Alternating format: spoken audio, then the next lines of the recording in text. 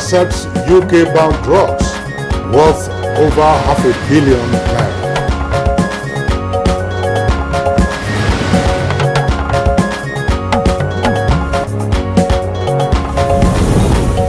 More groups advocate unity ahead of democratic transition. And good morning, Nigeria. Today we continue our focus on fixing Nigeria's refineries after May 29th.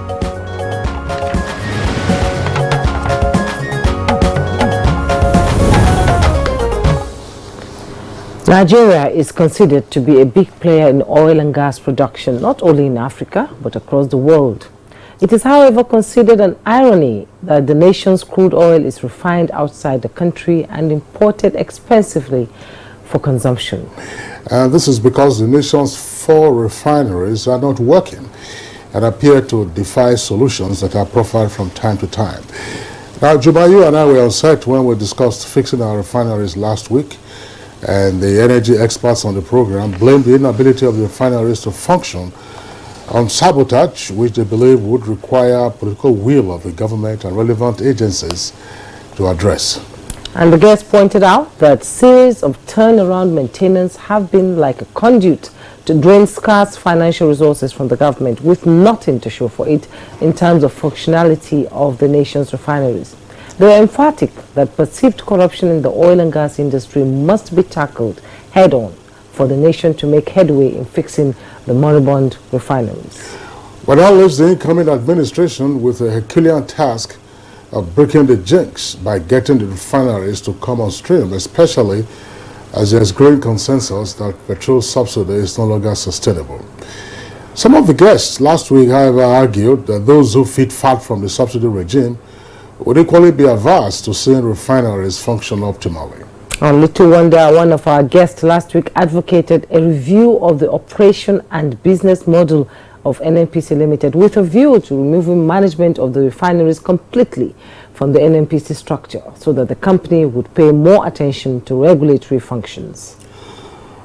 Well, yeah, regulatory, but of course regulatory functions will be the business really of the downstream authority, and upstream will be the business of the commission. Now, one of the guests equally alluded to the existence of weak enforcement systems in the oil and gas industry, which tend to allow corruption to thrive at the expense of the nation's commonwealth.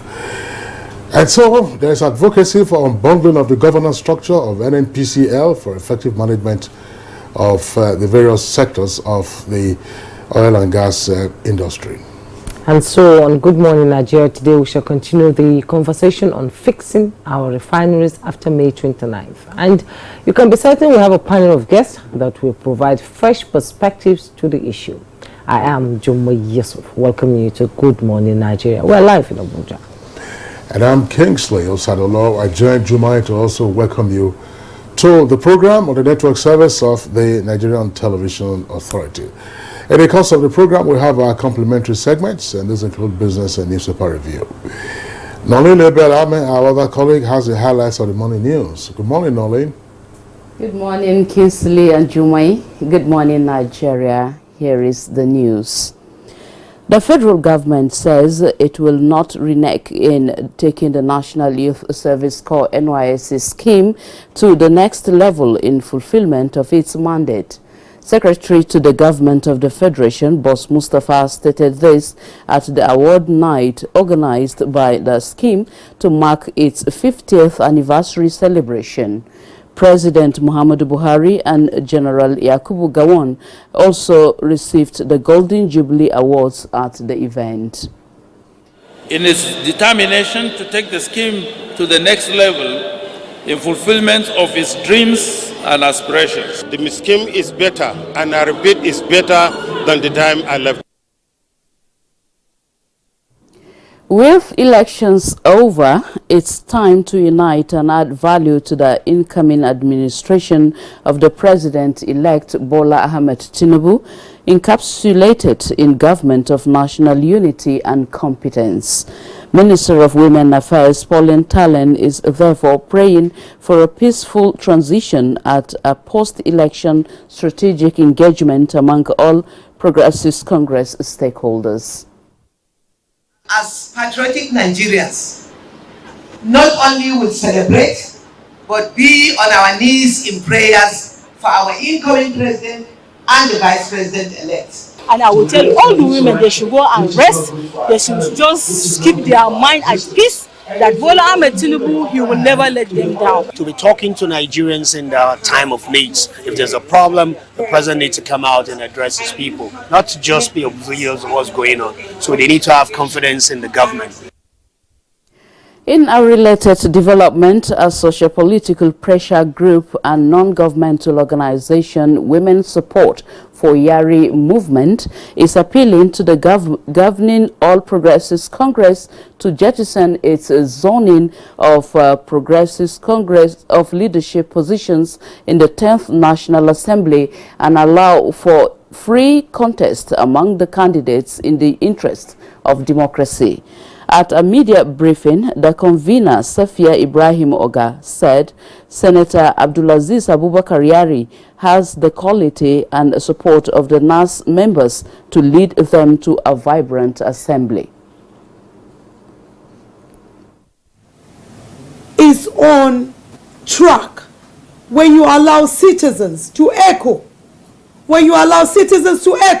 their mind. On this note, Women for Yari, we're here to echo the minds of feared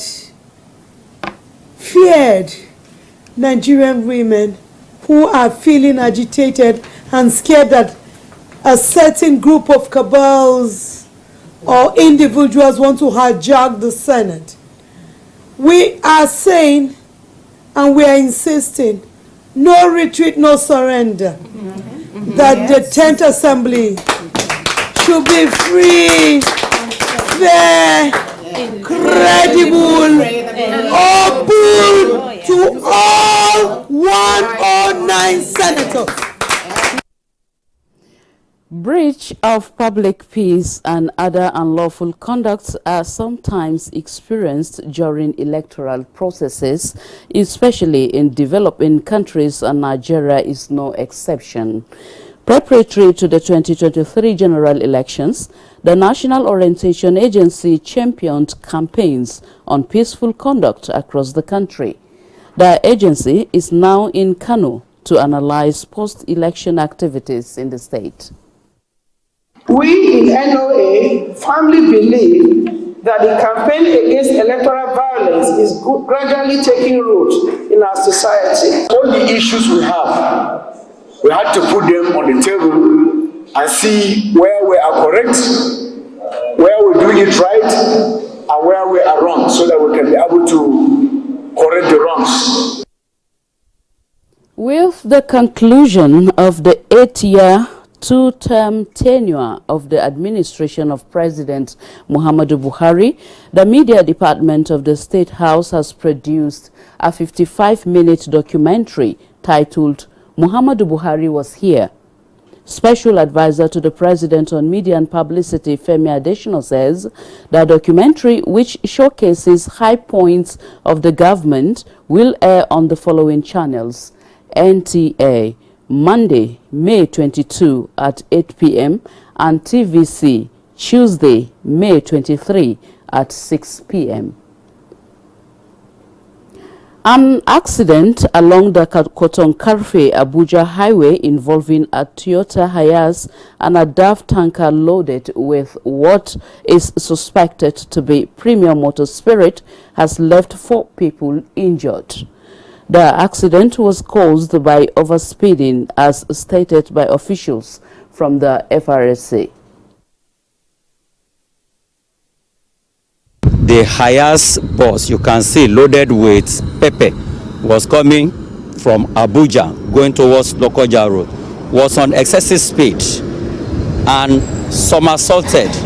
As it was rolling on the ground, it met the capstone, the divider, the road divider, went up and hit the trailer carrying PMS at the tail end of it.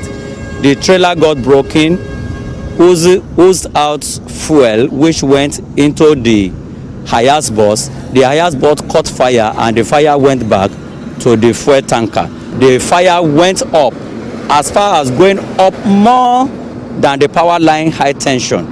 Meted the wire, about 2 cables are on the line. 4 victims, 2 are stable after being given first aid by FRSC, and we took 2 of the patients from the highest bus to ID Hospital where they are presently receiving treatment.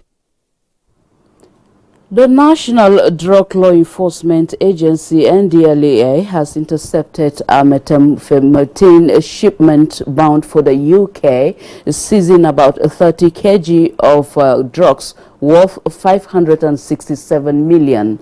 The suspect behind the operation was arrested in Lagos, along with a freight agent and a female suspect. The agency also sealed the suspect's Lekki mansion, recovering incriminated documents. In Adamawa State, a notorious drug dealer with a history of arrest was caught with 1 kg of skunk, while a trans-border trafficker was apprehended with a truck carrying tramadol destined for Cameroon. Operations also extended to other states, resulting in more arrests and drug seizures. That's the morning news for now. Good Morning Nigeria returns with Jumai and Kingsley after the break. I am Nolene Ebel-Ame. Good morning.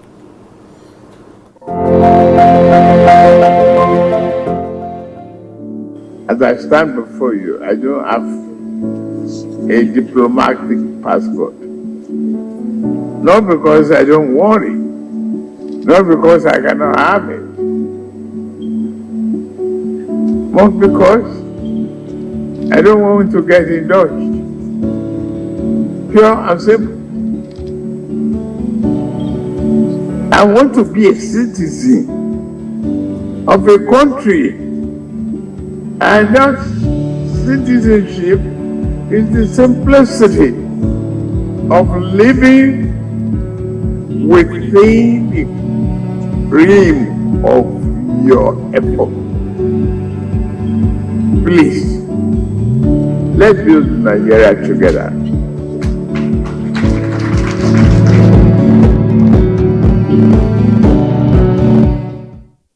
The Secretary to the Government of the Federation, Chairman, Presidential Transition Council, Boss Mustafa CFR, invites dignitaries and the entire general public to line up of events for the 2023 presidential inauguration of the President-elect Bola Ahmed Tinubu and Vice President-elect Senator Kashim Shettima to the approved program of events scheduled as follows. Tuesday, 23rd May 2023, regimental dinner in honor of the Commander-in-Chief, President Muhammad Buhari, GCFR. Venue, Armed Forces Officers Mess at 7 p.m. Regimental dinner is strictly a military affair.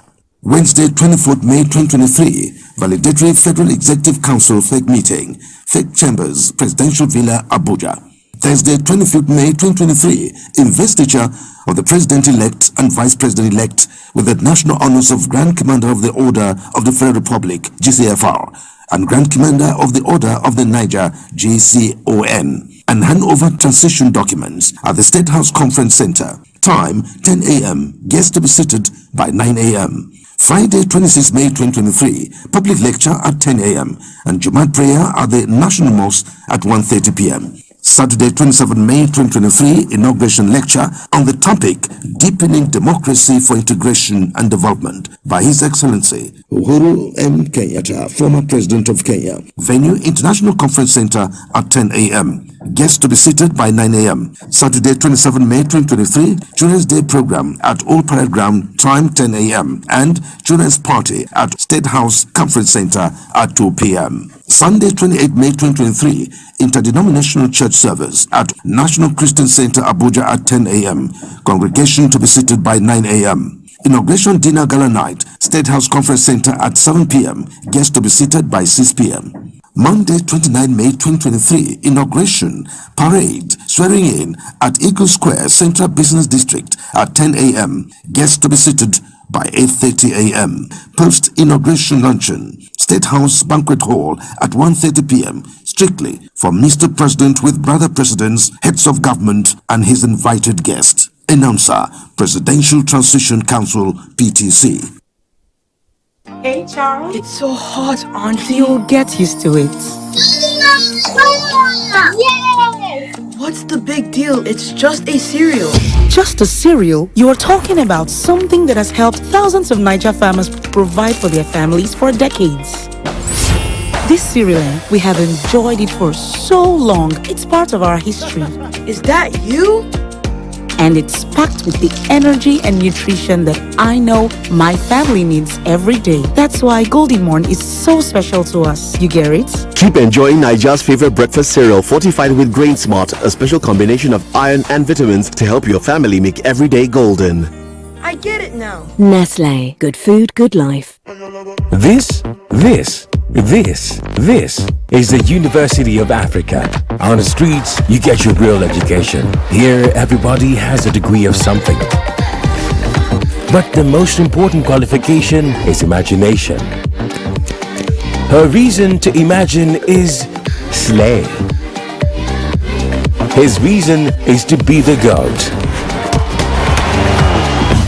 Theirs is to take the beat and make it lit. They want to test edgy till it is fire. Their reason for imagination is to add riz in style. Her reason to imagine is finesse. And hers is to find what's new and bussin'. So no matter what your situation, just use your imagination.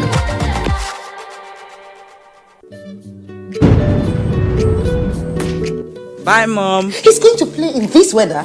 Why did you let him go? He might fall ill. And if he doesn't go out for practice, how will he win more trophies? To protect our family from illness-causing germs during the rainy season, we use Dettol soap every day. Dettol with germ defense gives you protection. Rainy season brings a lot of germs, and Dettol soap's germ defense protects you from up to 100 illness-causing germs. Dettol soap is endorsed by the Nigerian Medical Association. Be Dettol sure.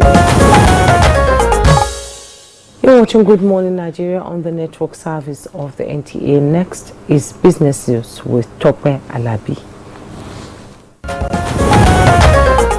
The International Food Policy Research Institute, IFPRI, is a global organization that provides research-based policy solutions to sustainably reduce poverty and hunger and malnutrition in developing countries. In its latest Global Food Policy Report 2023 in Abuja, after its unveiling, the institute explained that early warning, early action systems will provide alerts to avert potential food crises. According to the Deputy Division Director, Africa Regional Office, IFPRI, Samuel Benin, such crises were identified as sudden and substantial increases in acute food insecurity, adding that the early warning systems would also provide guidance to policymakers and international development agencies about needs for humanitarian action. Director General World Trade Organization and Nigeria's former Minister of Finance, Dr. Ngozi Okonjo-Iweala, at an event in Abuja, noted Nigeria has no business with food security challenges considering its vast arable lands. Food insecurity is also on the rise. A government-led UN-supported analysis earlier this year warned that the number of Nigerians at risk of facing hunger could rise from 17 to nearly 25 million in the lean season between June and August. It is really hurtful when I hear Nigeria listed internationally as one of those countries where people may need food assistance. As a country with fertile arable land, we have no business being in that category. The report, however, noted that to increase the effectiveness of early warning systems, Nigeria should improve the monitoring of risk factors and structural causes of crisis through timely and well-targeted responses. With Business News, I am Tope Alabi. Thank you very much, Tope Alabi, for the Business News package on Good Morning Nigeria. A review of some of the papers we have this morning comes up next.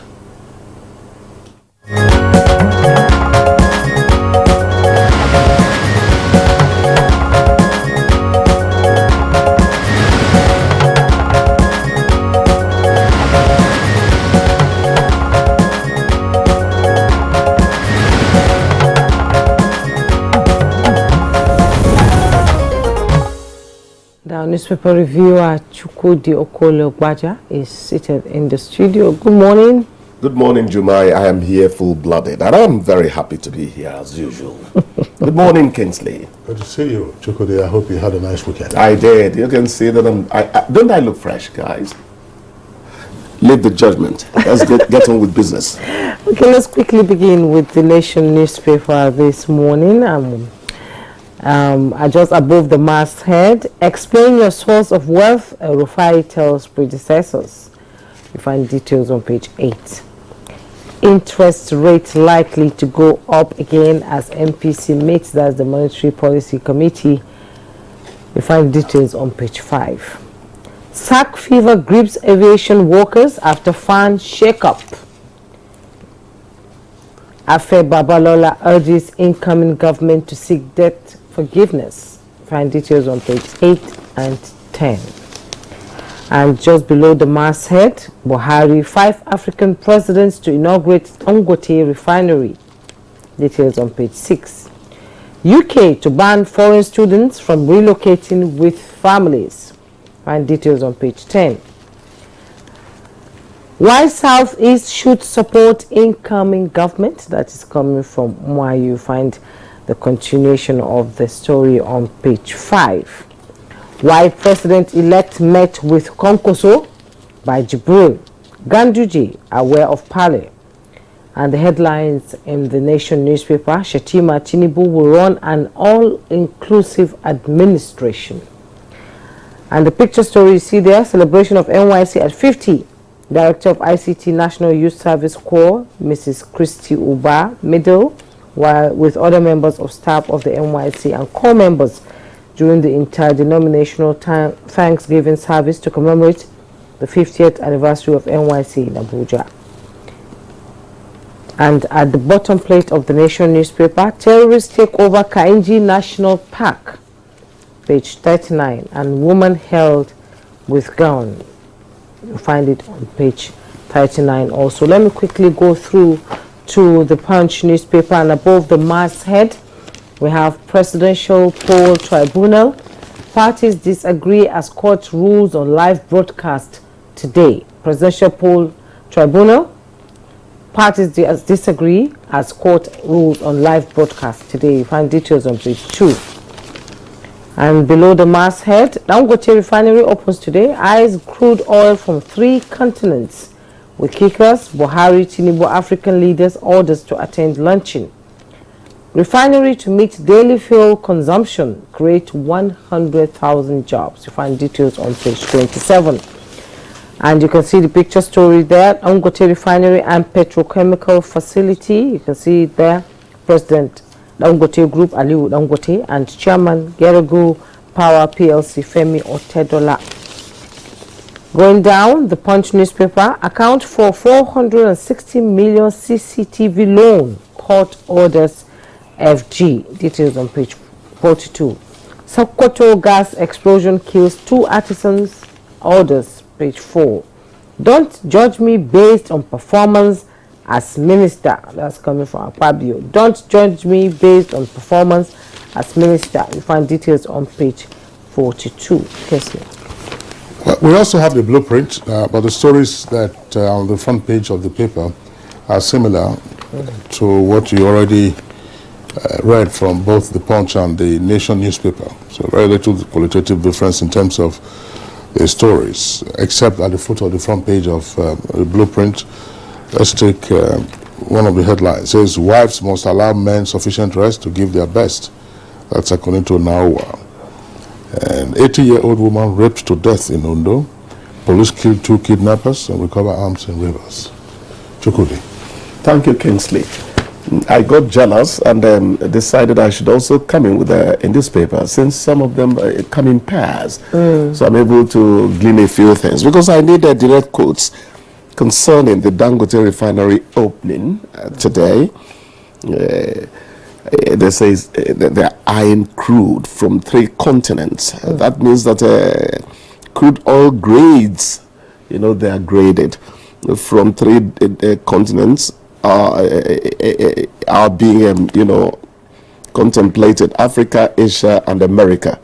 That tells you that the capacity of Dangote refineries is world class if it can handle different kinds of crude. But the most important thing today is that we should all be happy that this is happening. 650 million barrels per day, that is good. And we are receiving assurance that he can meet 100% of local consumption. They 650,000 actually. 650,000 barrels per day. And we are assured that local consumption can be easily met by that. And he has, there's a surplus of about 38 million liters of petrol, diesel, kerosene, and aviation fuel, for Nigeria daily. So it will meet a 100% fuel supply requirement of the country. It is quite commendable. It is heartwarming. It sweetens any reason at all. But when we consider that NNPCL subsidiaries charged with delivering what a Dangote refinery is now stoutly positioned to do, you ask, so what becomes of what we had on the ground? I know that through the NNPCL we have a 20% stake. Actually, the president himself is expected to inaugurate this giant facility. But the question I ask is this: the NNPCL, subsidiaries that have been handling what Dangote has set out to do now, what will become of them? Are we going to see them still produce crude oil into finished products? Are we going to see a slump in what they do because somebody is now there delivering these things easily? And if that happens, is that not going to lead to redundancy? What is their level of productivity going to remain at? Because accountability has to happen at a stage. We can't all just drown up everything, with our shouts of jubilation that the days of queuing up because there's no fuel are probably coming to an end. It is very important that we still question what NNPCL would contribute to. Because at the end of the day, remember that price is the meeting point of demand and supply. That much I know about economics. Price is the meeting point of demand and supply. So Dangote comes with his stuff, our people come with their stuff. It is going to affect how much we eventually pay for finished products, whether it is petroleum motor spirit, DPK, or AGL. So that's the point about it. We are happy, but where do we go from there? Do we all jubilate and forget that there is an agency charged with doing what Dangote is about to start, giving us in very, very handsome amounts? Yes, our guests will be able to talk about that when we start the conversation of the program. Let's quickly go to... I don't think we are discussing Dangote Refinery. No, we are not discussing. We are discussing our Marabond refineries, yes, and I think the conversation will also cover that area. Well, it might cover it, but it has to do more with the 4 existing refineries that are not working. Yes. So there are some gaps in the stories that I have read. We create the impression in our reports that all that a refinery does, as though it were modular in nature, is to deliver a mono-refined product, or PMS. You have scores of products that can come out of a refinery. Scores and scores. What are those products? Lubricants come out from refineries. And a number of other things, AGO, jet fuel. We have had guests on Good Morning Nigeria, aviation experts, who said that in the past, Nigeria had 100% local capacity to produce jet fuel. Yes. All these days, jet fuel gets imported into the country. And that has a knock-on effect on pricing of tickets, regularity of flights, and so on and so forth. And the more notorious, of course, is AGO, that's automotive gas oil, which is popularly referred to as diesel. We've been importing diesel since they said that segment was deregulated. I don't know how much a liter of diesel costs now, but everybody knows that diesel has been, the price has been over the roof, through the roof rather, for a long time. So it is not just PMS. I want to get more reports into what's going on. But I think that, you know, it's good that if Dangote is doing this, and I've talked about the Nigerian elite disposition. But there are equally ancillary important activities that this refinery would throw up. One of the first things I noticed, I said, look, you've set up this refinery there, and you have a network of pipelines for the distribution. So are you going to have trucks coming? Where will the trucks, the tanker vehicles be coming from? Will they be coming through Ekpe, or will they be coming through Victoria Land, Ikoyi, and Etiosa, where you have the most expensive real estate in Lagos, if not the entire country?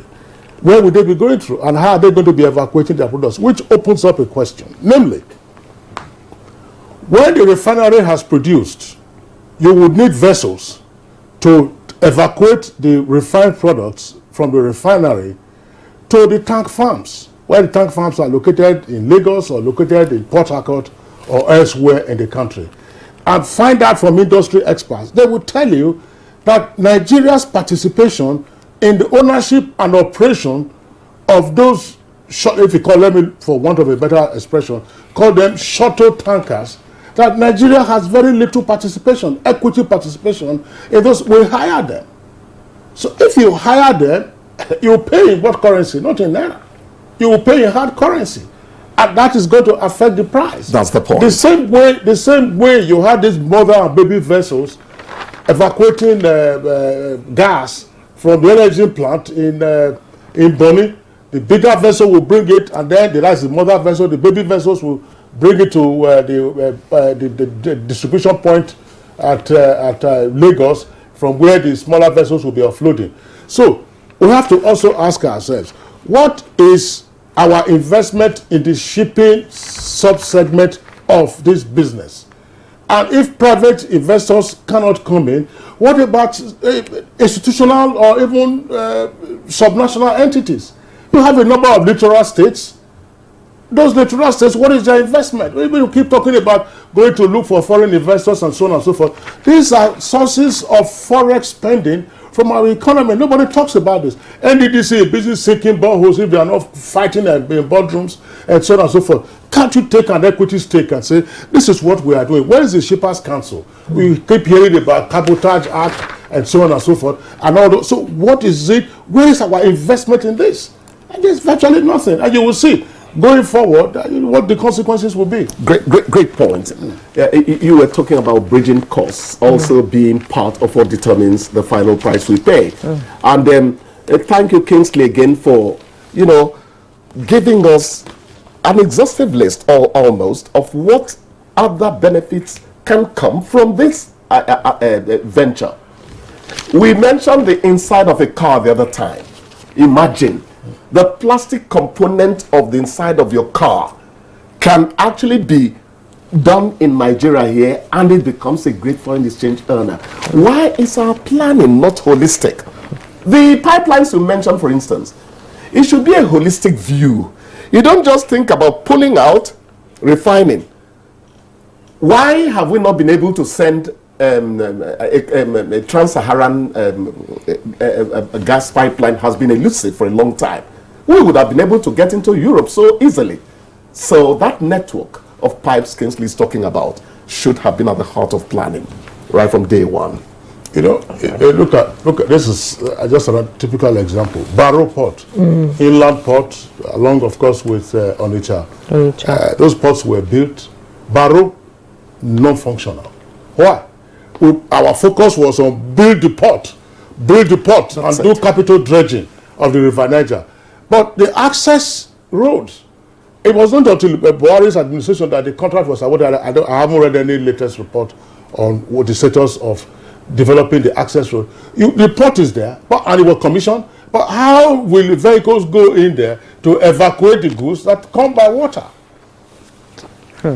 With the high insecurity along that route too is also an issue. Well, okay. If people are gainfully employed, where will this security become? Who wants to go and die? Being a bandit, when you can be a stevedore at the port, or you can be a port worker port worker. It's because people have nothing to do, so they make a cuckoo die. That's why we are getting into this. You reduce the incentives to dine. Okay, thank you so much, Chukudi, for coming. Thank you, Dubai. It's been a pleasure having you. Same here. We'll take a break. When we return, our conversation will begin. Do stay.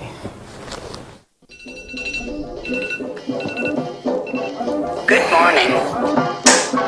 My life is a whole lot easier now, even when I'm working from home. I still get everything done. Workout track. And faster too. Guys, I'll make my decision and get back to you. I take my meetings uninterrupted. Video call Catherine. Calling Catherine. Checking with Bay.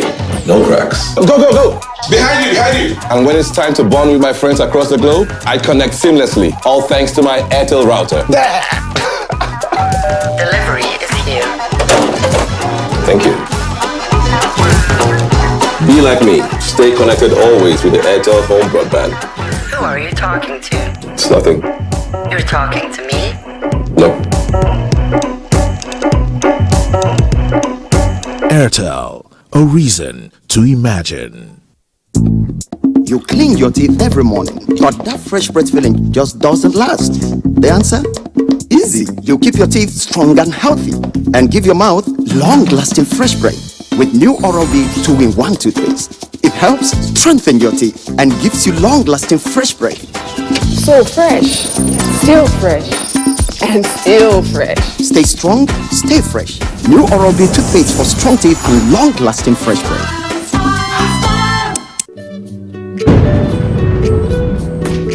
Bye, Mom. He's going to play in this weather. Why did you let him go? He might fall ill. And if he doesn't go out for practice, how will he win more trophies? To protect our family from illness-causing germs during the rainy season, we use Dettol soap every day. Dettol with germ defense gives you protection. Rainy season brings a lot of germs, and Dettol soap's germ defense protects you from up to 100 illness-causing germs. Dettol soap is endorsed by the Nigerian Medical Association. Be Dettol Show. Nigeria is a country of many cultures, languages, and beliefs. But despite our differences, there is one thing that unites us all: our love for this great nation. Sometimes we may feel that we need to go fast and go alone, but when we come together and work as a team, we can go far beyond what we ever thought was possible. United, we can create thriving businesses that benefit our communities and in turn our nation. It is said that if you want to go fast, go alone. If you want to go far, go together. Let's understand our differences and come together to build a better Nigeria. When we work together, there is nothing we can't achieve. Nigeria, better together. This message is powered by the Presidential Transition Council, PTC. My name is Abimbola Majokodumonokoya, and I'm from Abuja, Ogun State. Actually, I just got here coming from United States as a frequent flyer into Nigeria. I've never been to this airport. I've kind of heard about it, but I've never seen it. So when I came out from the airport, I was kind of disoriented a little bit, like what's going on here? I'm Comrade Derigo Ehidiame. I'm from Edo State, Nigeria. I'm coming from a trip. I've passed through so many African countries before getting to this place. When I saw Nigeria airport, I marveled. So I just want to commend the work that's been done here. It's a beautiful place. I mean, I made quite some videos and pictures, unlike the other airport. Kudos to the administration of President Muhammadu Buhari. And I give it up to Buhari for giving us this beautiful airport. I hope the maintenance culture kicks in. The Council of Our Fathers. I believe we have fought one civil war too many in this country. So those who experience it will run away from it. Nigerian youths, let's build our nation together.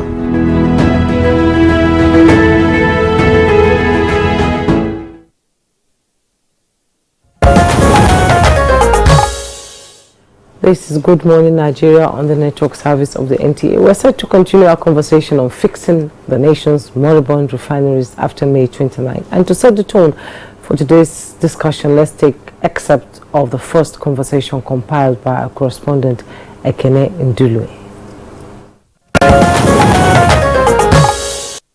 NNPC model has not worked because NNPC gets money from the crude oil sales, and as a business cannot account for the midstream losses it is suffering from the refineries. The refineries are a loss-making business, but you would not know because NNPC's revenue from the upstream supports that whole loss process.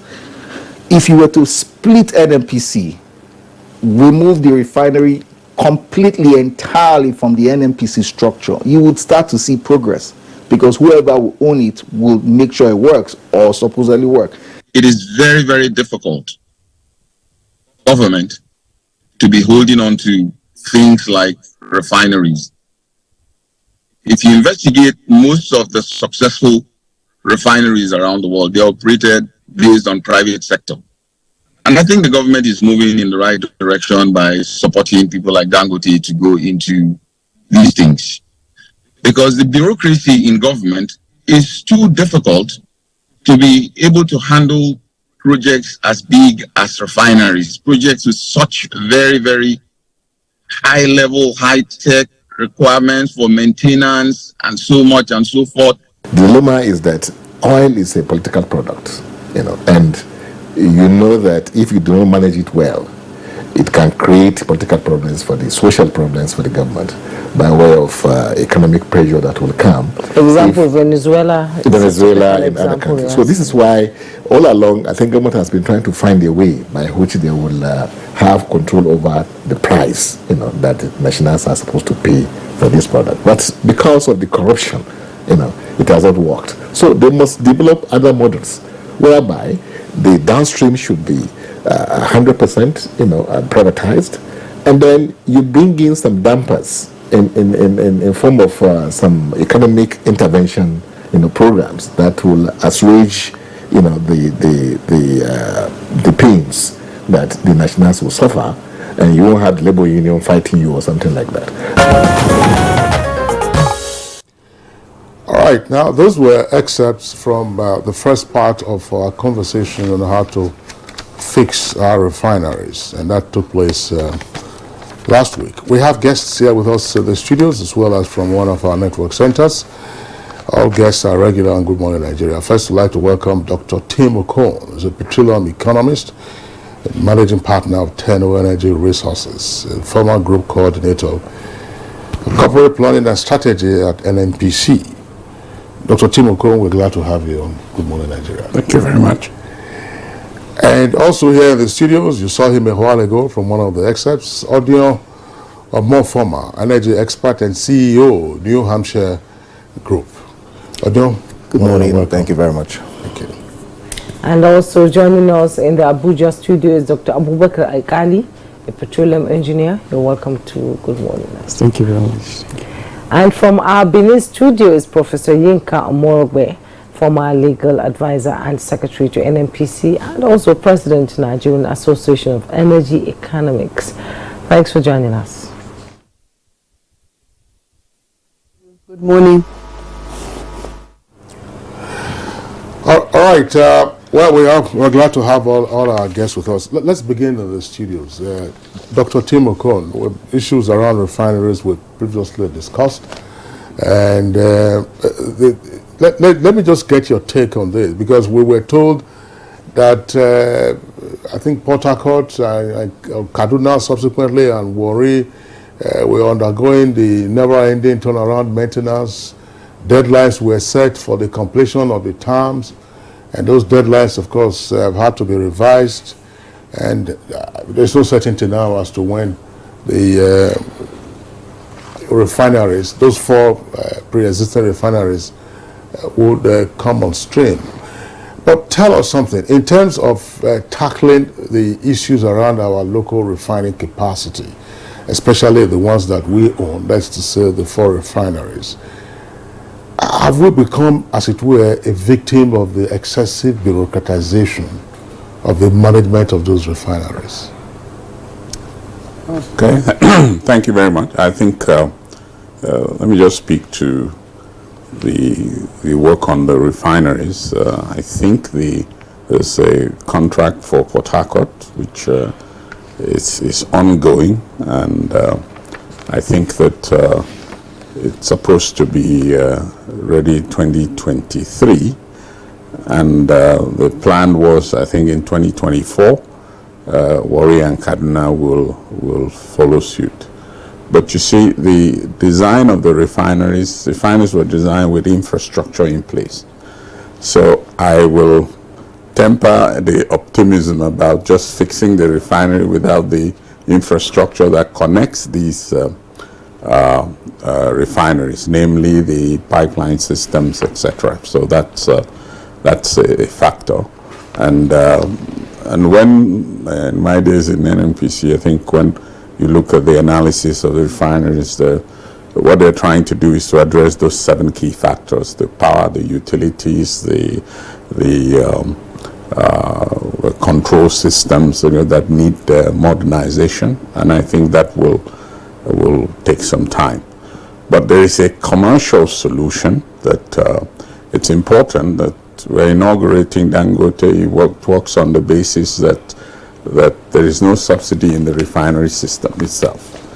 The government refineries basically were worked on the basis that the price, etc., of the petroleum products that emanate from those refineries would have had the subsidy in them. So it's if you're going to resolve that question, I think we need to make sure that the government-owned refiners operates on the same basis as the Dangote refinery, which is simply it operates on the basis of it's a commercial operation. Dangote is not a plant that is that where you will introduce subsidy. You're going to buy it on the import parity basis, and so the refineries must be an island insulated from the subsidy system, because you must be sure that the investment you are putting now have returns. And I think the government should also expect accountability. That government's role is not always to go and lose money. I think we need to be very clear politically that the role of government it's really to also demand economic efficiency on the performance of its whether it's institutions or any of its agencies. So that's the commercial basis for running refineries. What you're seeing in the Dangote system. When we import fuel from abroad, you do not import them on the basis of subsidy. So when you get it from the refineries, likewise, subsidy was supposed to be something at the pump. That's the end user, okay, price. So refineries are not run on that basis, or else they would just you will go back to yeah. But the refineries have to be working in the first instance before we contemplate the subsidy regime or otherwise. Well, I don't know. So I don't quite get what you are saying, Dr. What I'm saying is that the refineries which process crude, they buy crude and you process it and you sell at the tailgate of the refinery. So when it exits there, you must be a profitable entity. I can buy crude for $100 and sell the products at $50. It's the material is not balancing. Okay. Dr. Okon, you made a statement that government is not supposed to lose money, but government has been losing money in the refineries. Well, yes, because successive government, one after the other, comes up to say they're going to work on these refineries. And to be frank, I don't think Nigerians actually know the truth of what is actually wrong with these refineries. And my question is, why can't we go back to those who built the refinery so that they can come and work on it to make it workable I think there's a semblance of that in what Port Harcourt is. I think the people who are doing the refurbishment, etc., of that plant in one way or the other associated with the construction of the refinery. But that is not, I'm talking about a commercial solution.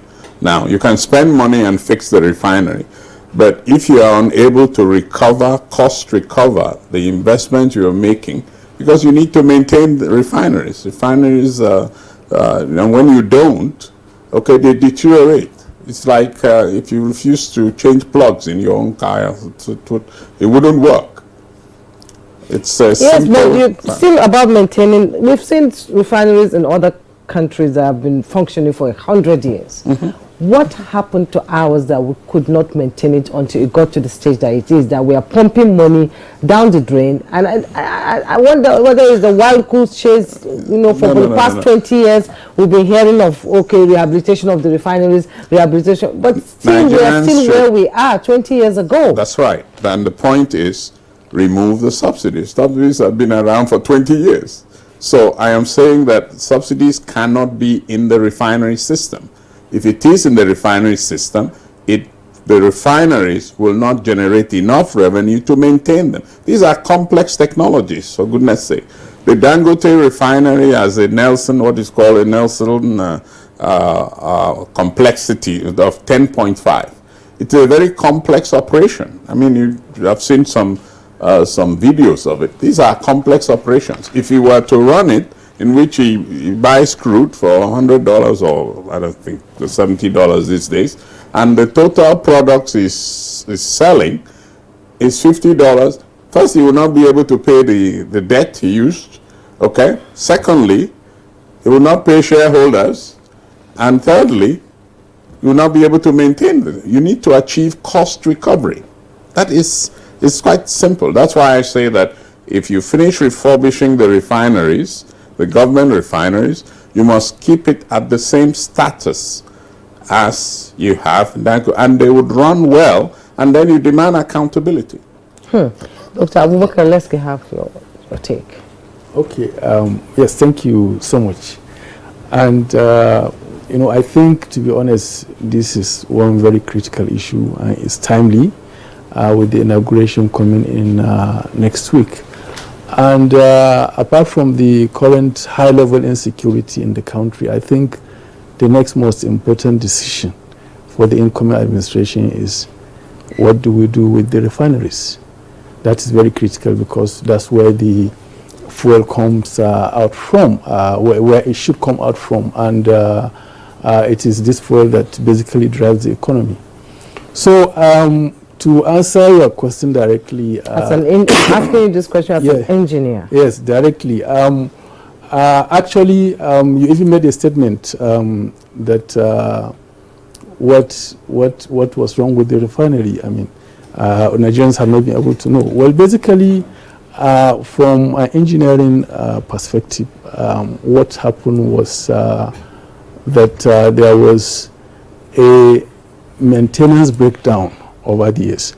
And because of this maintenance breakdown, you have corrosion, okay, eating into the metals.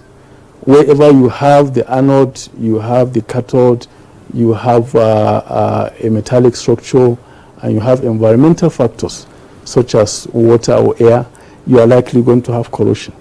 And this, obviously, this equipments, most of the equipments are actually made of steel, carbon steel, low carbon steel. And this is, a metal that is very prone to corrosion.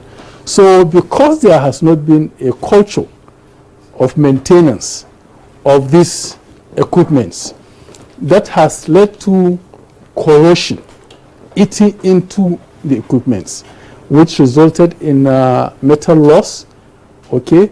When you have an equipment coming into the refinery, you actually, it comes with its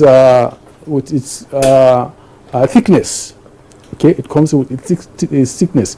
And there is a routine maintenance for each of these components, for each of these equipments. And when that maintenance is not done, you have a problem, because when you have, say, for example, 0.5 0.45 inches thickness of the material, and at some point you weigh it again and it is less than that, then you have what you call metal loss of the equipment.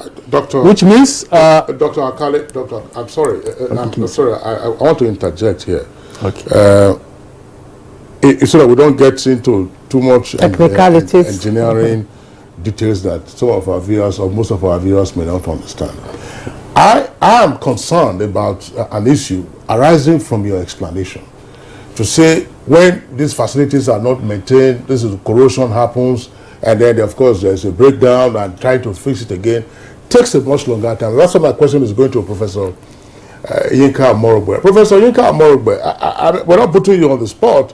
I mean, you're a professor of law, you taught energy law, you're a company secretary to NNPC, a legal advisor, as well as, of course, Attorney General of Edo State. Just help our viewers understand what kind of corporate governance is it that, for instance, an NNPC probably will prepare its annual reports, and the same NNPC makes payments to the Federation account from its operations, but the same NNPC apparently doesn't have resources to maintain its facilities, namely refineries, because there is no subsidy, because there is a subsidy regime for the refinery. How does one understand that? You are paying out FAC every time you hear about FAC. They are paid out so much money from their, whether from crude oil or whatever sales they are doing. They are paying FAC. But as a company, they cannot, or a corporation as they used to be, they don't have a reserve for the maintenance of their facilities so that they continue to be a going concern.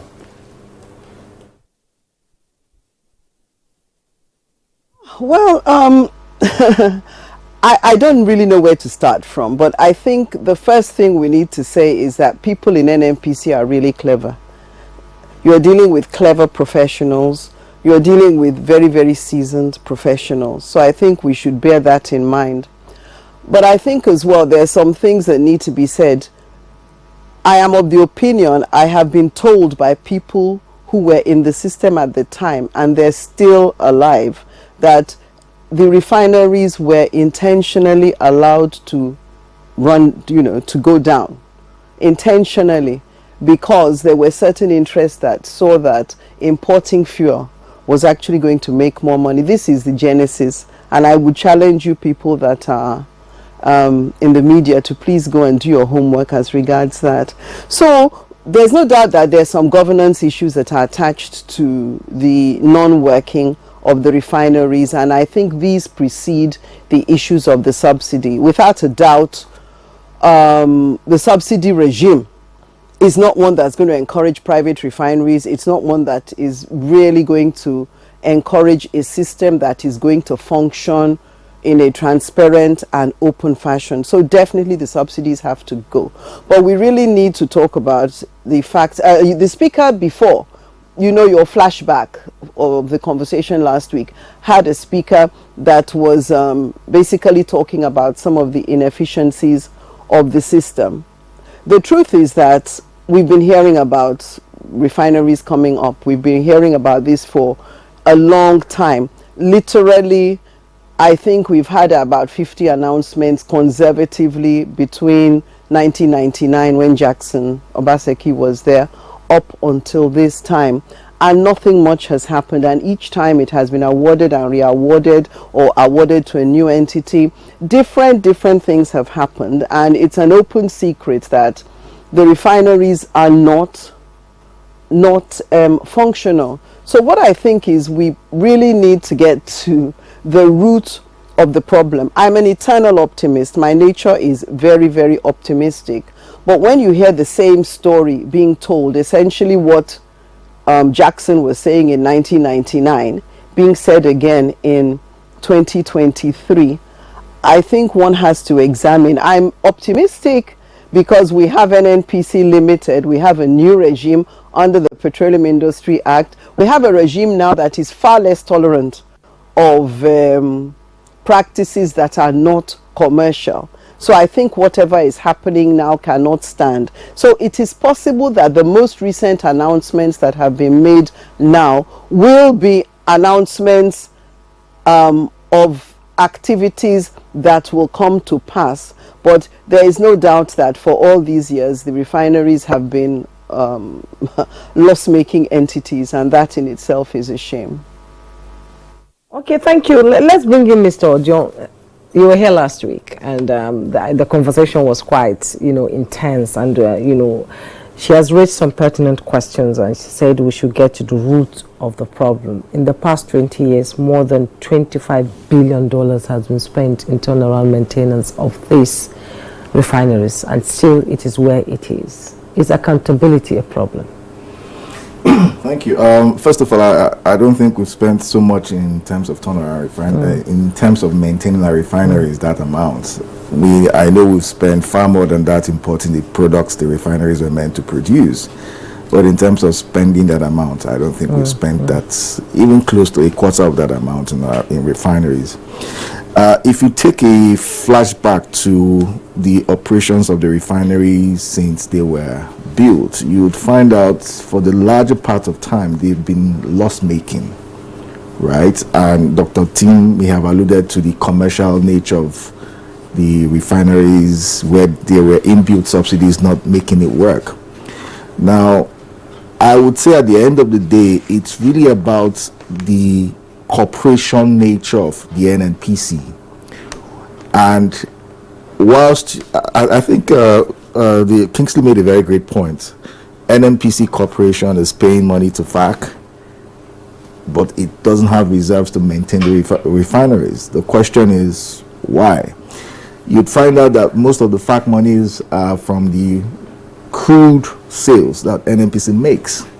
But in terms of the profits from the refineries, I would say, were designed to produce subsidized refined products to the economy, which eventually will not make it work, because at the end of the day, you need monies to refurbish or maintain the refineries, right? So perhaps there was a grand plan not to make the refineries work, particularly when people started to import petroleum products, because let's be clear, there are local and international people who will not want our refineries to work, who would make sure Nigeria is dependent on importing petroleum products, because guess what, they make a lot of money. Like I said last week, there are boys in Switzerland that have become multi-billionaires in dollars just trading Nigerian products, crude, petroleum products. They are vessel owners who are billionaires, just chartering vessels for NNPC and all the private oil importers to import products, right? I know there are VLCCs that are packed just on the shores of Nigeria, permanently packed, just selling petroleum products. So people, it's a big racket where people have made sure that our refineries don't work, so that they can continue to earn more. How do we get out of this cycle? At the end of the day, it's still about the commercial and the corporate governance structure of how these refineries are built. NNPC has now moved to NNPCL, NNPC Limited. Now, has it really changed the corporate governance of how the refineries are operated? Maybe not. But the point is, until you hive out the refineries completely, the refineries have its own board, not reporting into an NNPCL or an NNPC main board. We would always have these problems of accountability, corporate governance, management. I know for a fact NNPC, the work they're doing now, they're on it. But Dr. Kun also alluded to the infrastructure around the pipelines. I know NNPC is starting an O&M. An EPC contract for the pipelines. I think they are doing the tendering process, right? But at the end of the day, then they are going to hire an O&M contractor to manage the refineries. In other words, the refineries will not be NNPC managed. It will be given to an O&M contractor on a fee basis. But the point is, the O&M contractor really has no skin in the game. He's just an O&M contractor. What you tell him to do, he will do. If he tells you he needs $1 billion and you don't give it to him, he'll tell you that's why it doesn't. Your FCC is not working.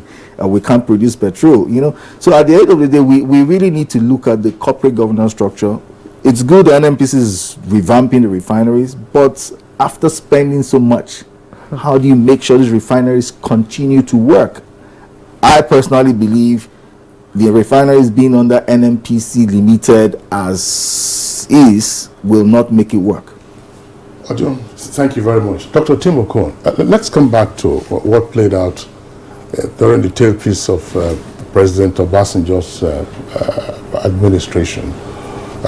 When there was, I'm not quite sure what was it, concessioning, but under the general rubric of privatization, Dangote took up the Port Harcourt refineries, and in Nigerian elite class, everybody was up in arms to say, why are you hiving off our national patrimony to Dangote? If you consider refineries so profitable, go and set up your own, go and set up your own. And he has done that. They said, go and set up your own. So when Yar'Adua then came, Yar'Adua was pressured, and of course he reversed it.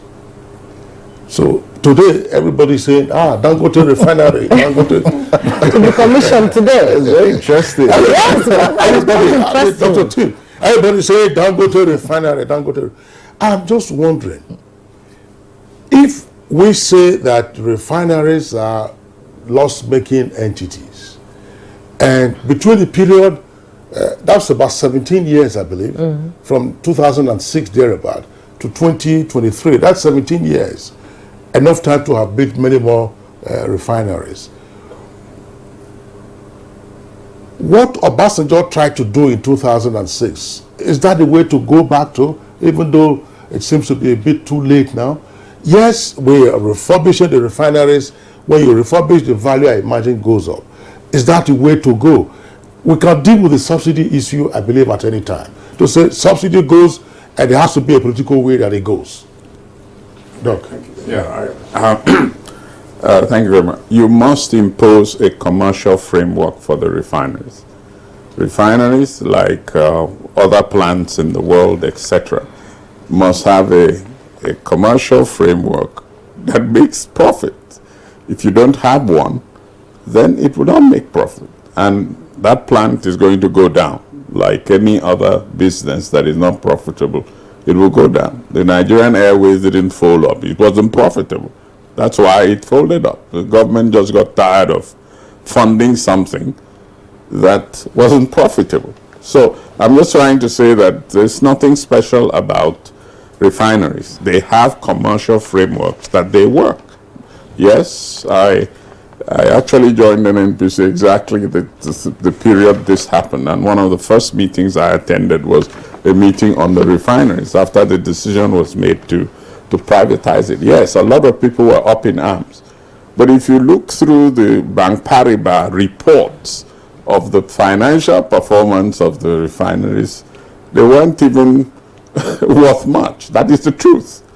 The truth is that it is not the strength of the steel that, or the flare that you see, that makes a refinery profitable. The profit is in the books of accounts. That you need to be clear. So the commercial framework for the refineries we must go back to it, whether it is government owned or privately owned. Dangote simply just made good of the problem. He said, go and build your own. And, for a savvy business person, he looked at the market. It was abandoned. Okay, and if you abandon a market when you decide you don't want to have a profitable business. And he says, well, I can make money out of this. And so he has now accomplished that task. And the president is going to inaugurate, and I'm happy you're keeping score here.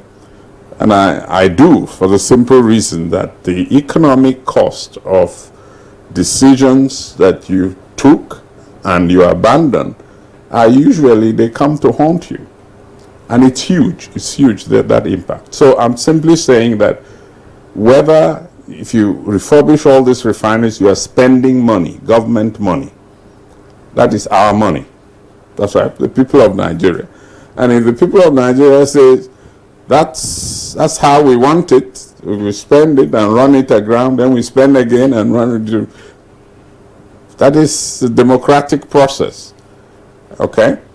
But we must understand that the more you bring private sector practices into complex operations like this, the better it is for us in the country. I did an estimate in 2011. An estimate for fixing the pipeline infrastructure was about $3 billion. I don't know what it is now, but of course it will cost more.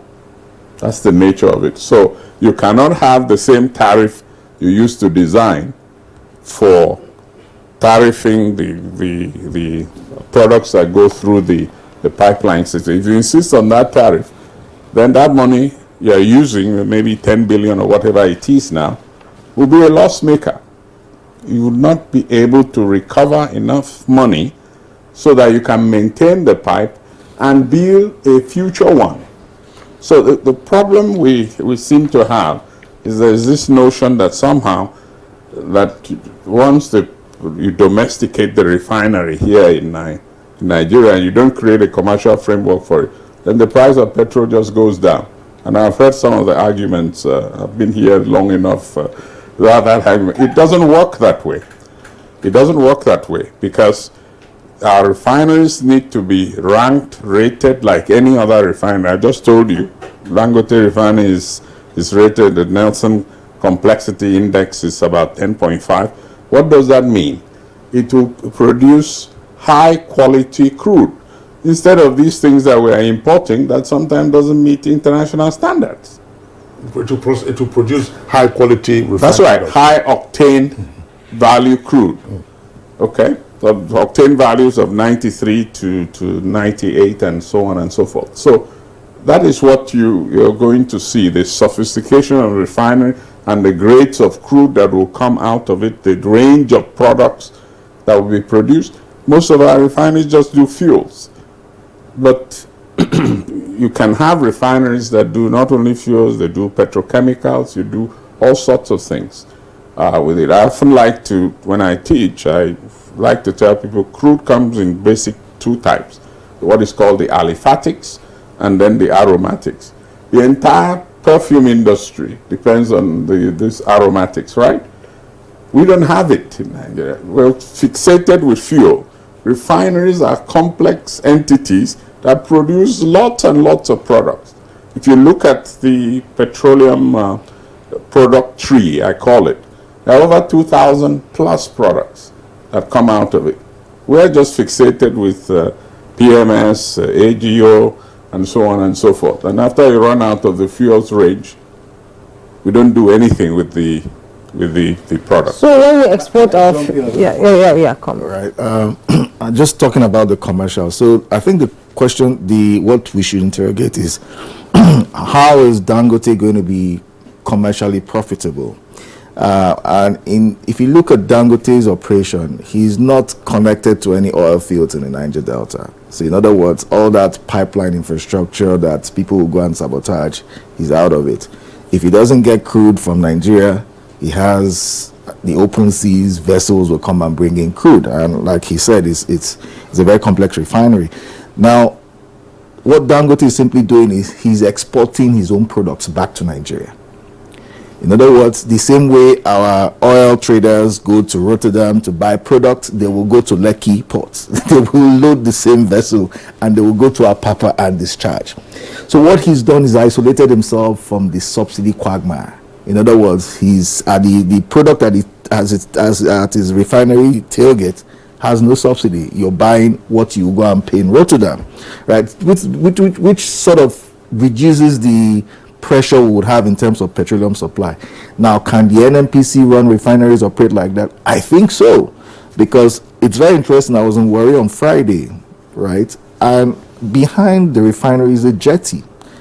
At that jetty, you have a lot of tank farms. People are importing products into that environment and trucking it out. So Warri Refinery can actually produce, put into those tank farms, and then people take it out as well. In other words, the refinery is already, the refinery system is already isolated from the downstream marketing, which is where if there's going to be subsidies, it will be at that point.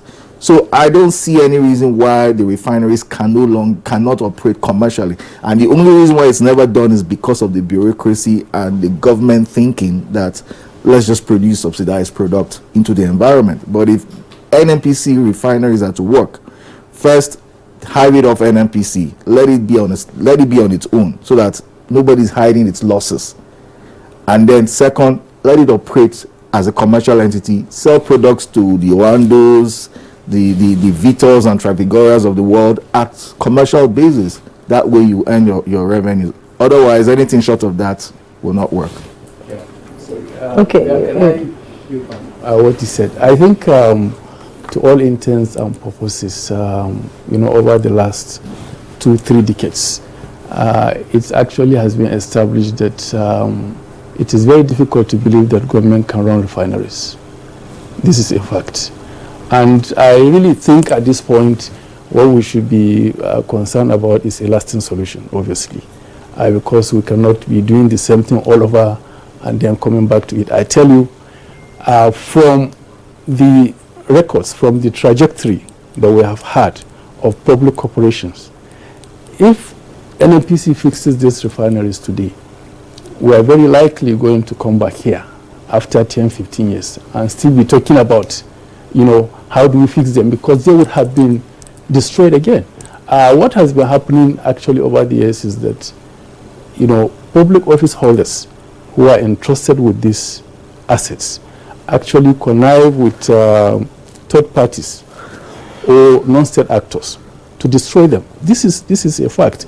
Where is Nigeria? You're saying they're sabotaging the system? Yes. Where is Nigerian National Shipping Lines today? It was destroyed to bring in private operators. Where is Nigeria was today that my boss here has said? It was destroyed to bring in, to set up private, where is NEPA? It was destroyed to set up private businesses. Where is NITEL? It was destroyed to bring in private businesses. Where is even our school system? People actually go to public universities today. The only motivation for that is that they cannot afford private universities. A lot of people now don't send their children to public primary schools. The education system have more or less been destroyed, by those who should manage it, so as to set up private. And this is exactly what has happened in the case of the downstream sector of the industry related to the NNPC operations. The refineries were destroyed by the connivance of, the managers of the refineries with third parties, with non-state actors. So, if NNPC, as I said, takes these refineries, rebuilds these refineries, revamps them or turn them around, they will still come back, to it. So what is the lasting solution? Why don't we privatize the refineries? That is the lasting solution. Government should hands off running of the refineries. I think my colleague here is more experienced than myself, but I disagree entirely with what he said regarding NNPC can still manage refineries. No. NNPC cannot manage. He said government. He made a point. No. Maybe I didn't hear him. What he said? He's talking along the same line that you are. High volve. Thank you. So government should privatize this, and there are options. Okay, either concession them. Okay, joint venture for another which will not work again. You see, or continue to spend money. We have spent 1.5 trillion between 2015 to 2020, turning them around. 1.2 billion was spent between 2020 and 2021 on wages alone. So the decision, the government, incoming government has a decision to make. Simply, close these refineries. Of course, if I were the president, that's what I would do. Close them and invite investors, just like you did for the telecoms sector, just like you invited telcos to come and invest, maybe with holding minimal shares,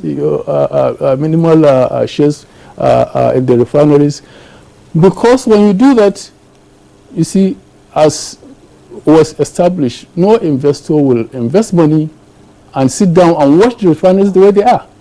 Okay, the refineries will work under a private sector arrangement, and when you do that, you have the option, of more supply. Okay, and then likely, a reduction and in terms of prices, because when you have more of the commodity in circulation, Dangote and the refineries, then the prices come down.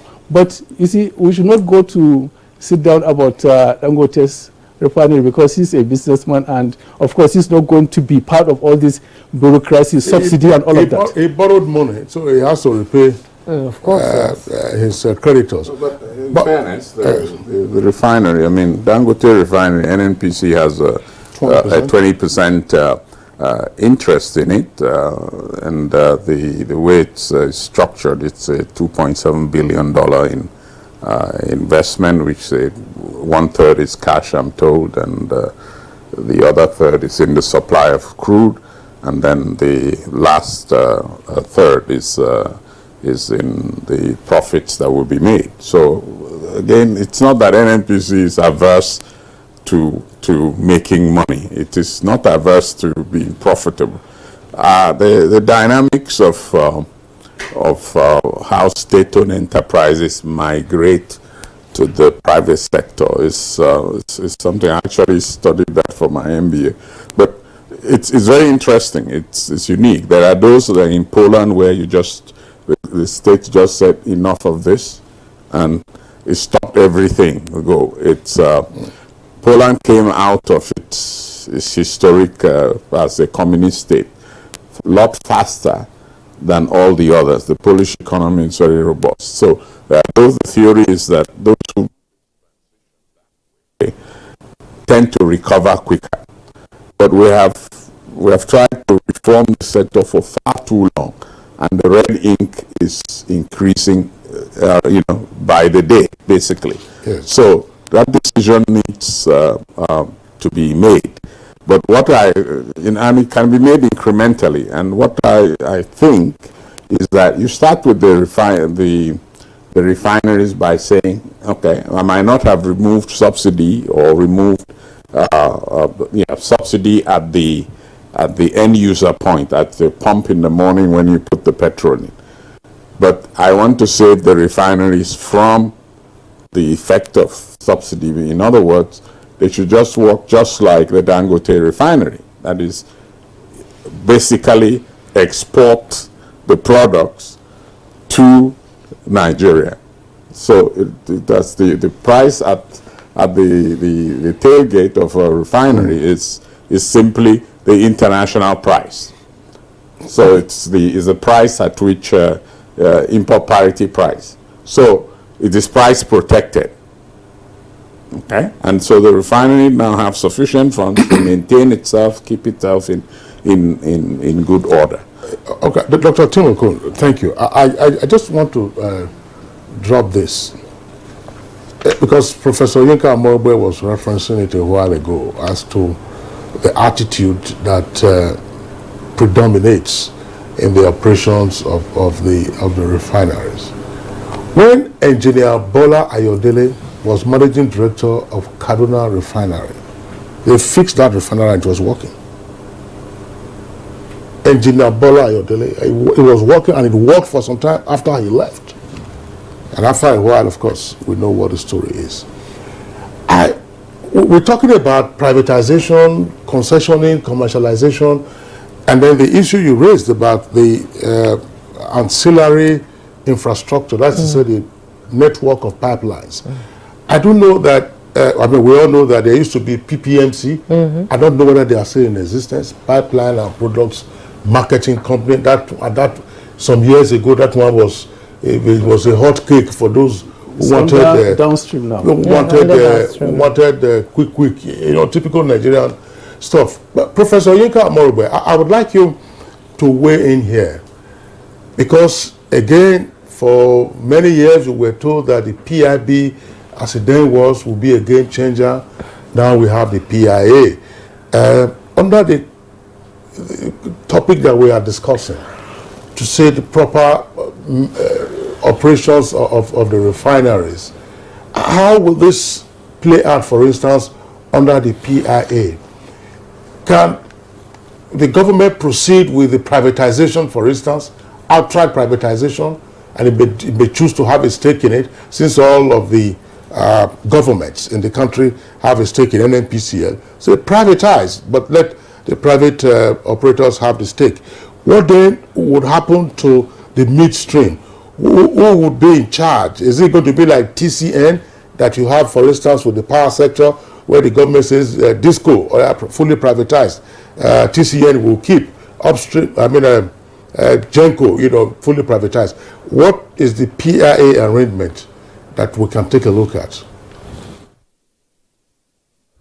Thank you. The PIA is actually a very good start, but like I like to remind people, it's a beginning, it's not an end. It doesn't mean that we have reform, but what we do have is a framework.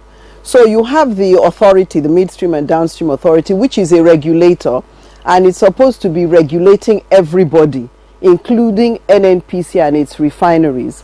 The problem we have now is that we're in a state of change, we're in a state of evolution, and it can go it can go either way. It has to be really, really well thought of and really structured. What we have is a government entity. It remains fully a government entity now, that is NNPC, which has become NNPC Limited. It's supposed to be an organization, a company now, that is going to be operating in line with commercial considerations. That is easier said than done. So this is the very big challenge for the company. If it can do that, then it can successfully run refineries. If it cannot, then it is not going to be able to run refineries. Apart from refineries being very, very complex, in Nigeria we have greater complexities. The subsidy is there, it has not gone anywhere.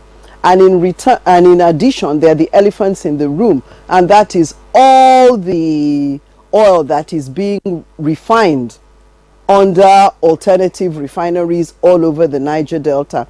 They are all in the downstream.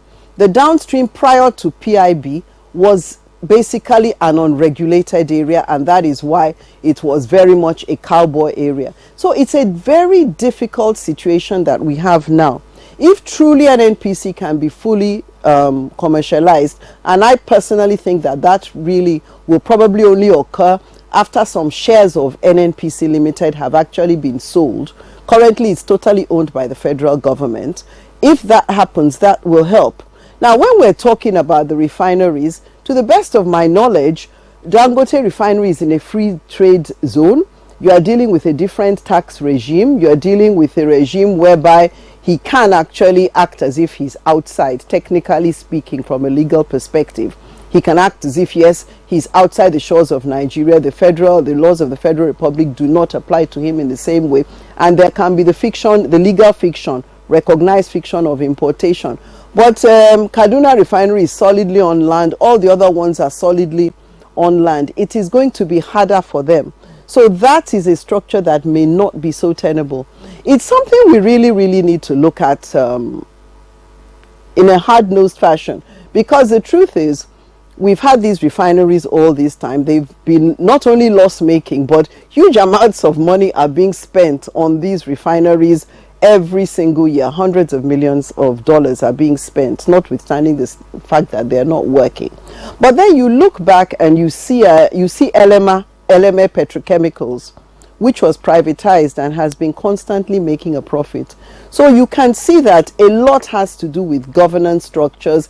A lot has to do with the fact that for companies to be profitable, particularly for complex operations, companies that are in charge of complex operations, for them to be profitable, they really need to be able to work in alignment with commercial considerations. That has been very, very hard. It was impossible for NNPC. For NNPC Limited, I think it's possible, but it will mean that the government is determined to free NNPC and allow it to really, truly become profitable. So yes, there are huge governance issues there. There are lots of things that are possible. Where there's a will, there's a way, and definitely the PIA has provided a structure. But when you've thrown a mighty spanner into the PIA, you've thrown a spanner that says, oh, we will continue the subsidy, then it's a bit difficult to see what's going to happen. I think that the downstream cannot function well with that subsidy continuing. So Yinka, thank you so much for your input. Now, we all know that the government have to take some hard decisions here, for the refineries to work and maybe privatize it.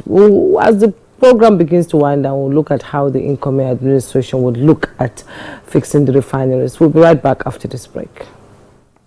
Secretary to the Government of the Federation. Sunday, 27th May 2023, Inauguration Dinner and Gala Night. Venue, State House Conference Center, Abuja. Time, 7 p.m. Guests to be seated by 6 p.m. Monday, 29th May 2023, Inauguration Parade and Swearing-in. Venue, Eagle Square, Central Business District, Abuja. Time, 10 a.m. Guests to be seated by 8:30 a.m. Monday, 29th May 2023, Post-Inauguration Luncheon. Venue, State House Banquet Hall, Abuja. Time, 1:30 p.m. This event is strictly for Mr. President, with brother presidents, heads of government, and his invited guests. Announcer, Presidential Transition Council, PTC.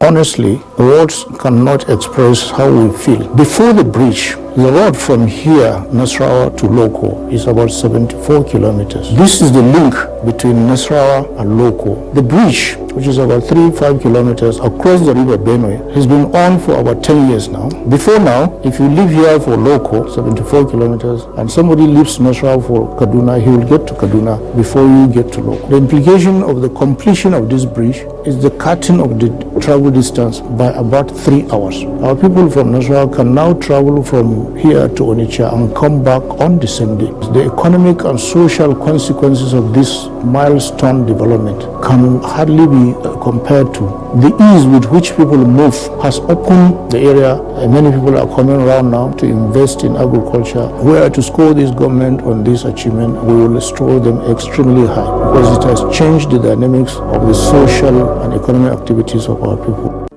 Nigeria is a country of young entrepreneurs and great talent with the potential of making global impact. From the north to the south, there are high-skilled talents who have created businesses that are making waves globally.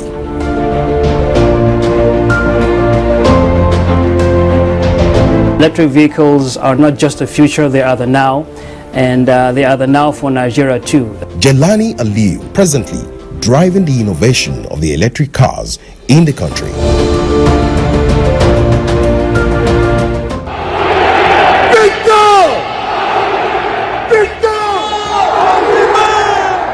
Victor Osimhen is a foremost Nigerian footballer and a striker with the Napoli Football Club of Italy.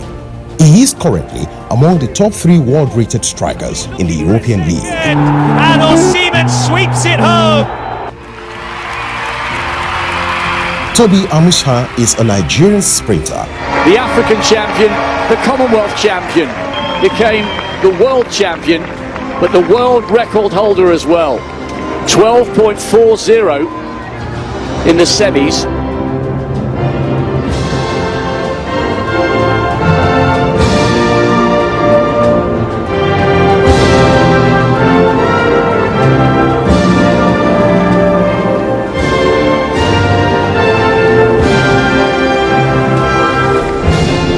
Nigeria is a country full of potential, and its young people are the driving force behind its growth and development. Believe in yourself and believe in Nigeria. Nigeria, better together. This message is powered by the Presidential Transition Council, PTC.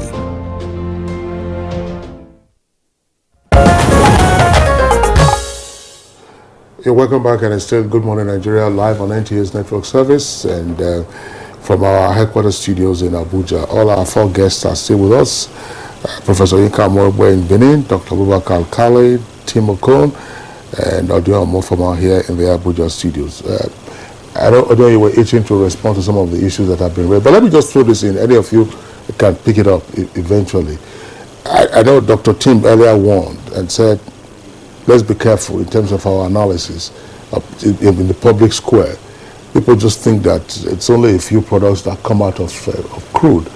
But if the corollary question to that would be, are the other byproducts from crude oil also subsidized? Okay, so let me start by saying that the refinery is not working is beyond subsidy regime. It's beyond it, right? I personally think it's the way and manner the refineries have been managed or deliberately allowed to be managed in a manner that is not economically efficient for whatever reason, right? NNPC, in whatever shape or form, whether it's a corporation or a limited liability company, as is, cannot and will not be able to manage those refineries. I think they already know this. That's why they are designing an O&M contract for the refineries. But that tells you a lot, that they already know they can't manage it. So the question is, why continue to keep these refineries under the NNPC appellation? It should literally be spun off. Now, the question we have to answer is, in what shape and form should we spin off the refineries? Should we call it Dangote or Anotedela to come and buy the refineries? Or do we now privatize? Do we now hive off the companies, list them on the Nigerian Stock Exchange, and call Kingsley, Khadija, Dr. Tim, come and buy shares in the refinery, and amongst that pool of investors we create a management? That would be my preference. But it's ironic to think that we had an oil industry where PIA created the upstream regulator, created a downstream regulator, but guess what? Left the NNPC as intact.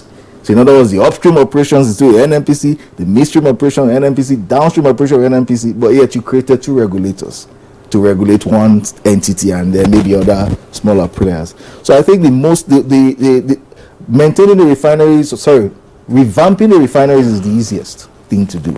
It's the easiest. But refineries don't work in isolation. They have the infrastructure and there's a regulatory framework around it which has now been created. However, the corporate governance is what will make or mar the operations of these revamped refineries going forward. And I personally believe that keeping the refineries still under the NNPC appellation group will not make it work. Those refineries need to be let go. NNPC needs to let go of those refineries from its balance sheets, from its books, and then other people take over. And my own opinion on how it should be privatized should be like a direct share sale to the Nigerian public, and then the federal government maybe maintaining the 40%, a minimal shareholding in the refineries. So that's how I think these refineries would be sustained going forward. Dr. Gould? Yes, I think I want one caution.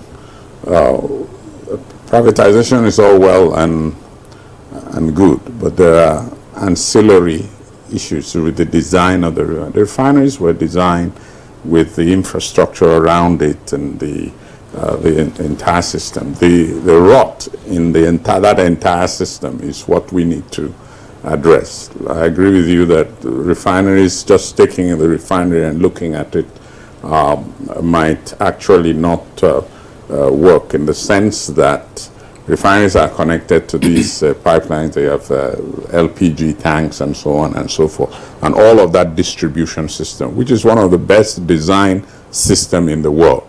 The basic problem with those is that almost every step, if you look at that entire system, there is a problem, the rot and so on, the equipment that has not been maintained, the pumping stations and so on that are not connected to the national grid and so on and so forth. So it's a plethora of issues. But the key thing, and I'm trying to now address what you're talking about, the PIA, the regulator oversees that entire system. And so that regulator prescribes what the efficient mechanism that should be utilized in the way it is run. The regulator is not interested in who owns what. It's interested in what that ownership yields in terms of the performance of the plant and so on and so forth. So it is quite right for the PIA, for which prescribes exactly how the regulator needs to intervene. The PIA is not there to determine who should own what assets and not. That would be the regulator stepping into the business of ownership, etc., of assets. The only thing that is crucial for these refineries is that they are all listed in the Council of National Council of Privatization, the Act itself that set up BPE. So each of these assets are actually in that law.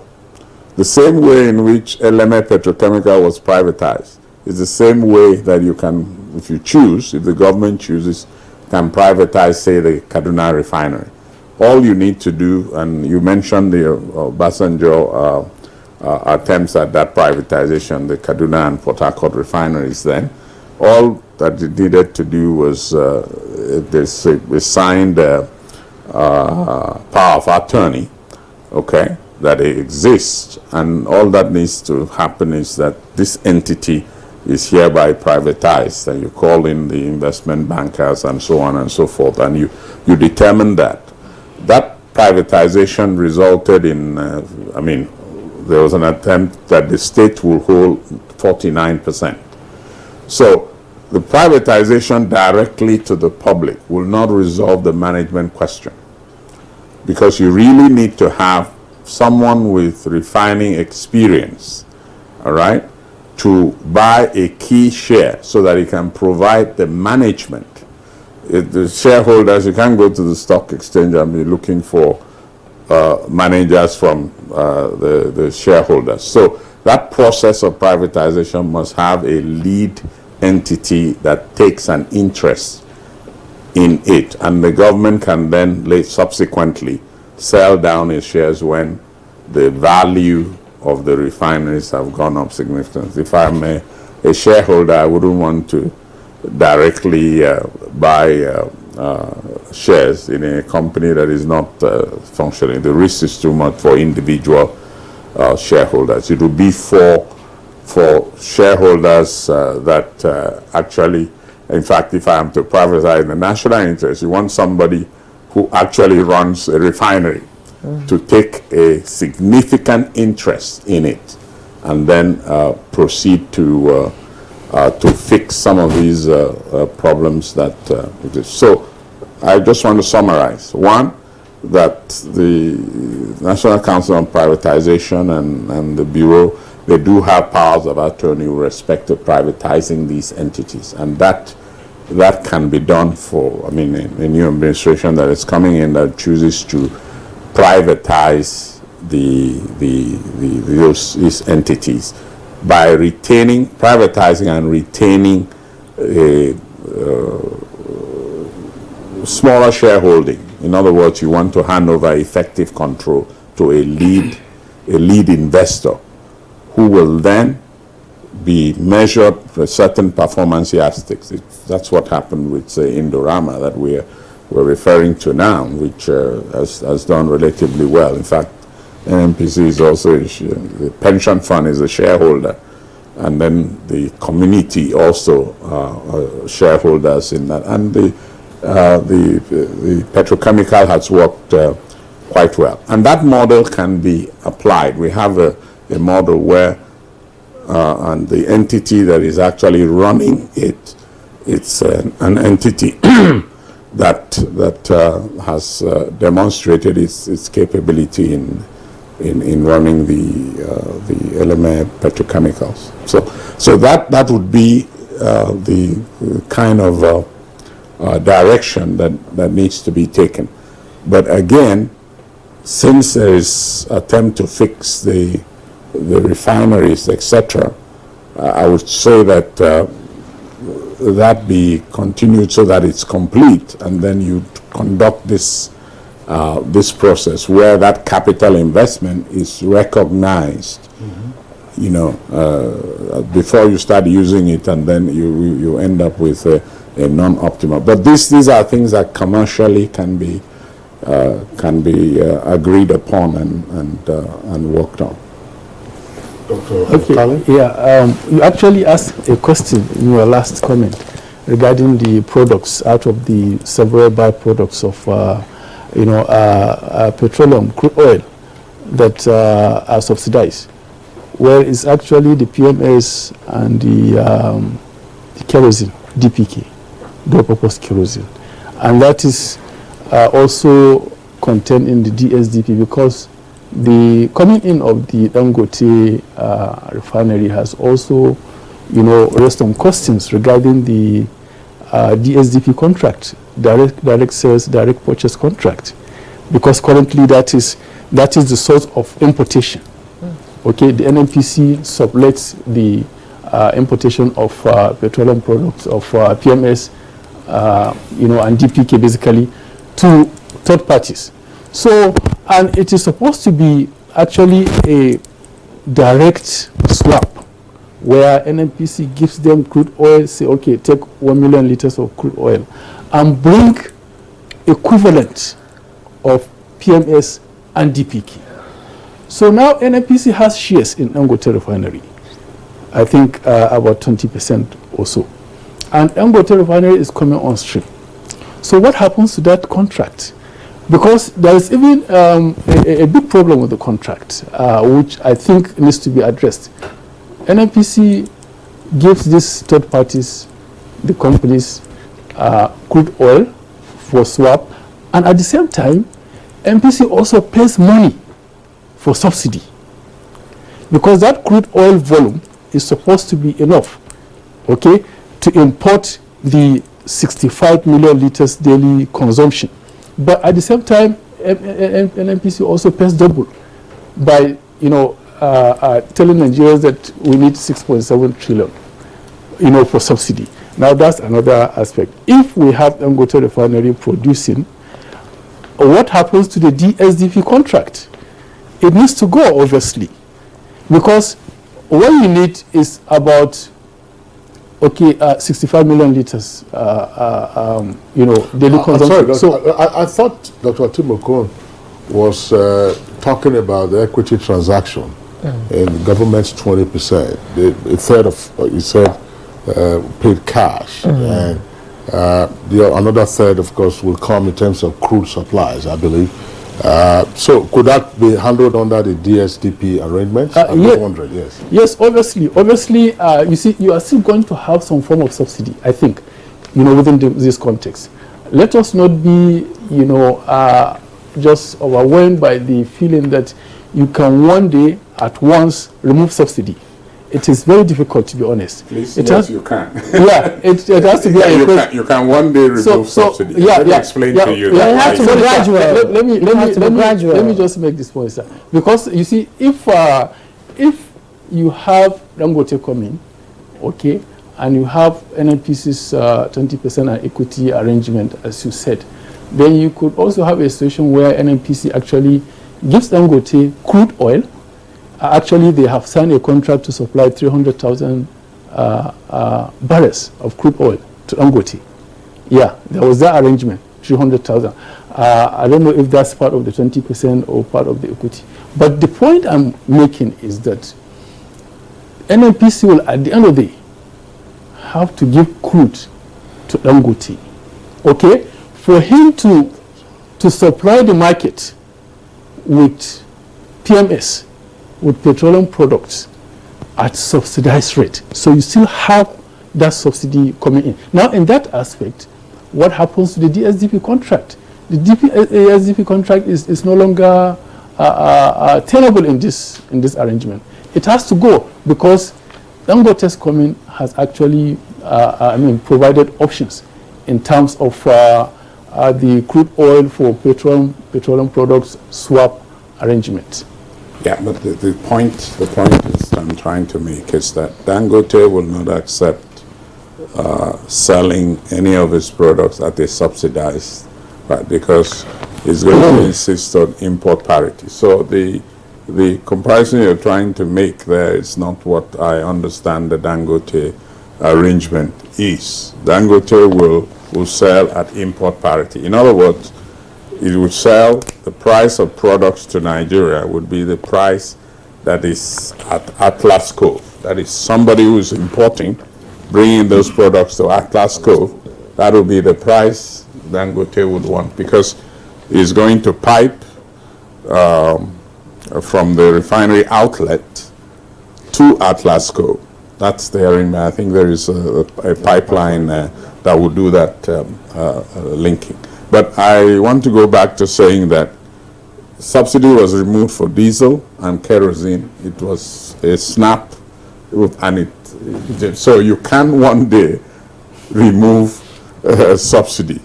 Now, of course, kerosene and diesel doesn't have the volume that PMS has, and so on and so forth. I think we used to look at kerosene consumption versus PMS is a ratio of 4:1 or something like that, but it might have changed now. But I think that the key thing is that you can make that change. You can make that change. All right, Dr. Timuko, sorry, we just want to get the closing thoughts of Professor Yinka Amorugbe. Professor Yinka Amorugbe, the refineries we're talking about, 4 of them, they are limited liability companies. I think it's one of the reforms that the Babangida administration introduced some decades ago. From the sentiments being expressed, of course, grounded in facts and hard-nosed economic considerations, is it time to let go of those refineries and get them into private hands? Briefly. The truth is that where there's a will, there's a way. And that is what we really need to look at. I remember when we started reform in 1999 and the reform process was being spearheaded, was at least under the BPE, there were efforts made to at least really put into place the privatizations of the refineries. They were strenuously resisted. So we need to understand that there are a lot of forces that come into play. I believe that now we have NNPCL and it's not NNPC, that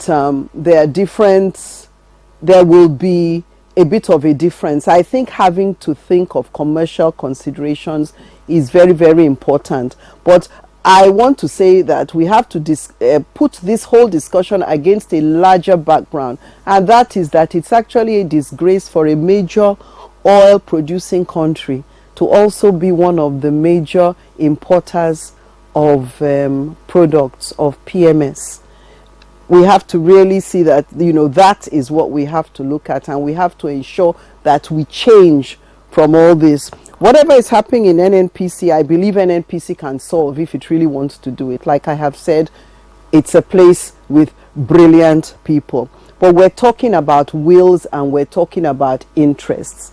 Then I think the other point I want to put in is when you are really talking about subsidies, we need now, Professor Yinka, we're sorry we've run out of time and we have to round up this segment of the program. Professor Yinka Amorugbe is a former legal advisor, secretary to NNPC and president, Nigerian Association of Energy Economics. We also had in the studio Dr. Tim Okon, petroleum economist and managing partner, Teno Energy Resources, and former group coordinator, corporate planning and strategy, NNPC. Thanks for coming. Mr. Odion Omofoma is energy expert and CEO, New Hampshire Group. Thanks for your input into the conversation. Dr. Abubakar Gali, a petroleum engineer and also a regular. Thank you so much for coming. Thank you. Thank you. Foreign news is next. Rival sides have struck a deal on a 7-day ceasefire beginning the evening of May 22. The United States and Saudi Arabia said in a joint statement after talks in Jeddah. The ceasefire shall remain in effect for 7 days and may be extended with the agreements of both parties, it said. Multiple announced truces have been violated since fighting broke out 5 weeks ago, which the Saudi Foreign Ministry acknowledged in a statement published on Sunday. Unlike previous ceasefires, the agreement reached in Jeddah was signed by the parties and will be supported by a U.S., Saudi, and international supported ceasefire monitoring mechanism. The United States has warned of a fast deteriorating humanitarian situation in Africa's third largest country, where 1 in 3 people already relied on aid before the war.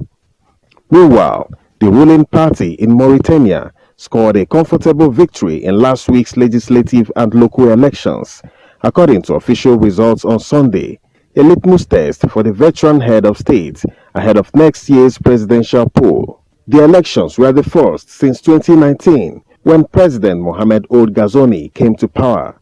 He has overseen the West African country's relative stability in the increasingly violent Sahel region and is widely expected to seek re-election in 2024. Ghazouani's El Insaf party was the favorite to win among the 25 parties vying for the backing of the country's 1.8 million voters. El Insaf took 80 of the 176 seats in parliament. 36 other seats went to parties allied to the president and 24 to the opposition, 9 of them to the Islamist Tawassul movement. That's Good Morning Nigeria for today. We appreciate your being with us. Tomorrow is another day, same time, 7 o'clock in the morning. Look after yourselves. I'm Kingsley Osadolo. I am Jumma Yeso.